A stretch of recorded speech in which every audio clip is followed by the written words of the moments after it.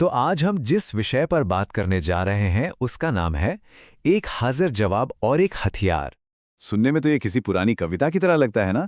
लेकिन असल में ये सलाद ड्रेसिंग बनाने की एक 19वीं सदी की रेसिपी है जिसे बड़े काव्यात्मक अंदाज में लिखा गया है।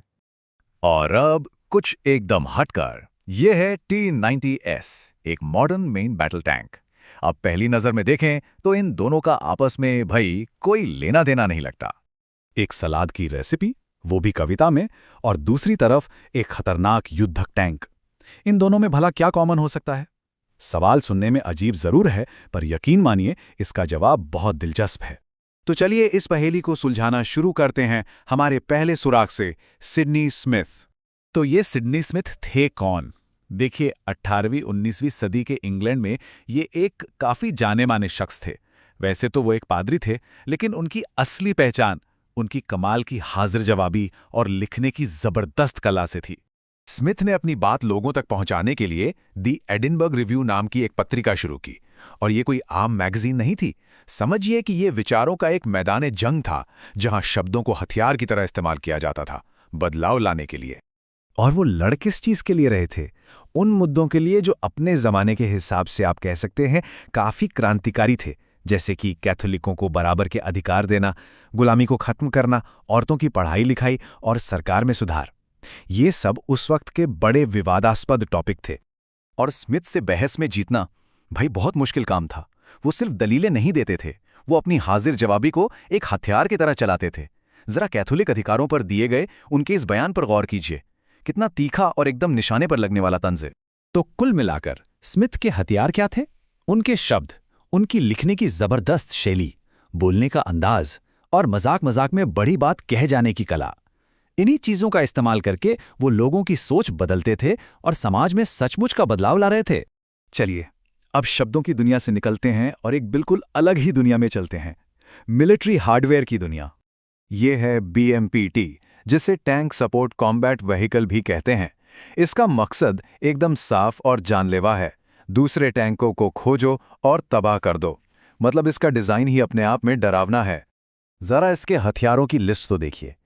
30 mm की दो तोपें, grenade launchers, machine gun, anti tank मिसाइलें, मतलब पूरी तैयारी।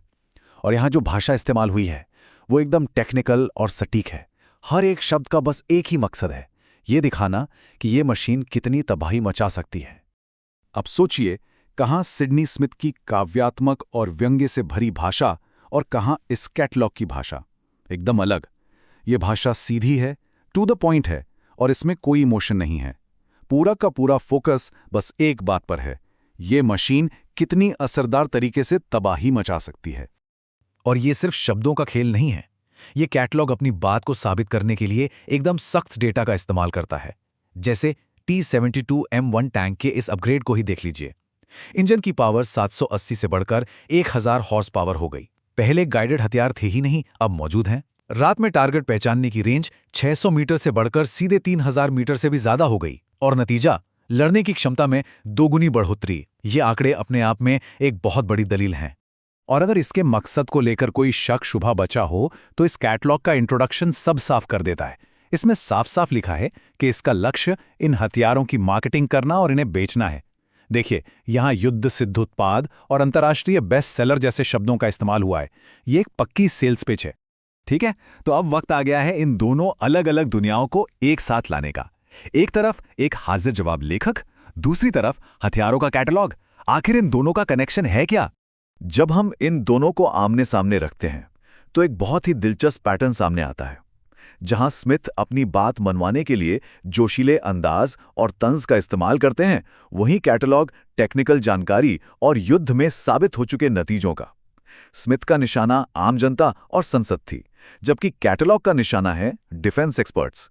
एक विचारों को बेच रहा है और दूसरा तबाही के साजो सामान को। तो क्या ऐसा हो सकता है कि ये दो बिल्कुल अलग अलग भाषाएं असल में एक ही काम कर रही हों?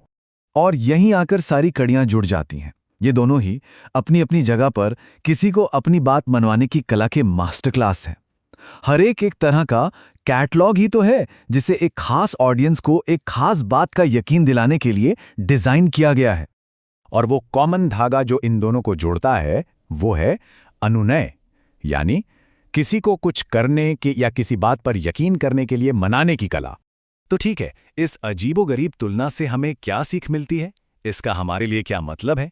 यहाँ कुछ जरूरी बातें हैं जिन पर गौर करना चाहिए। पहली, किसी को अपनी बात मनवाने का सबसे असरदार तरीका हमेशा ऑडियंस को देखकर तय होता है। स्मिथ जानते थे कि आम लोगों से कैसे बात करनी है, और हथियार बनाने वाले जानते हैं कि जनरलों से कैसे। दूसरी बात, भाषा एक बहुत ताकतवर औजार है जिसे बनाने के लिए भी इस्तेमाल किया जा सकता है और बिगाड़ने के लिए भी। और आखिर में, चाहे कोई मज़ेदार लेख हो या डेटा से भरी टेबल, बात को पेश करने का तरीका बहुत मायने रखता है। अंत में तो हाजिर जवाबी हो या हथियार, दोनों ही अपना असर डालने का एक जरिया है।